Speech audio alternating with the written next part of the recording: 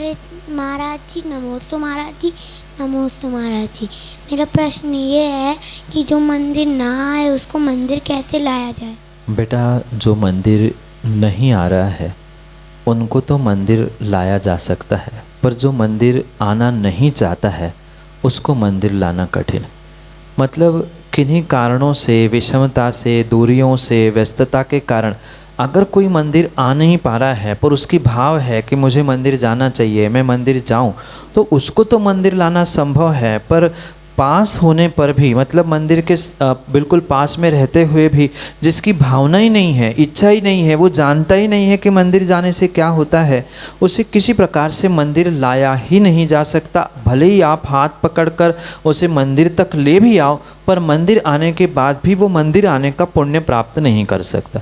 इसलिए पहले तो जो जीव नहीं आ पा रहा है या नहीं आने की इच्छा कर रहा है उसकी भावनाओं को समझते हुए उसे समझाने की आवश्यकता है कि भाई मंदिर जाने से क्या मिलता है, मंदिर में हमें क्या पुण्य मिलता है, भगवान क्या होते हैं, गुरु क्या होते हैं, वहाँ उनके दर्शन करने से हमें कितना पुण्य मिलता है, ये उन्हें समझाना होगा। साथ में ये भी विशेष बात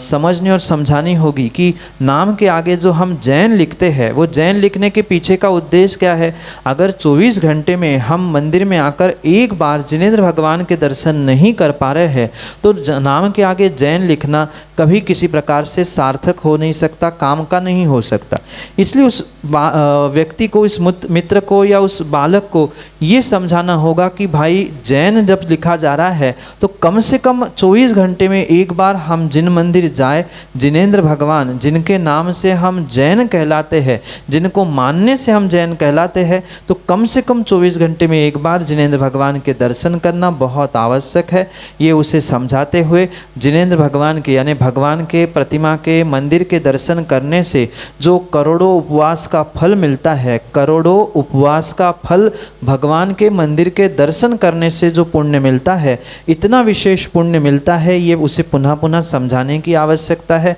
और मात्र बच्चों के ही नहीं, मैं तो कहता हूँ बच्चों के माता पिता और दादा दादियों को भी ये रहस्य समझ में आ जाए तो अपने साथ वो बच्चों को, पोतों को, बेटों को भी साथ में ले आते हुए महती धर्म की प्रभावना कर सकते हैं। यही आपके लिए सम्यक समझ।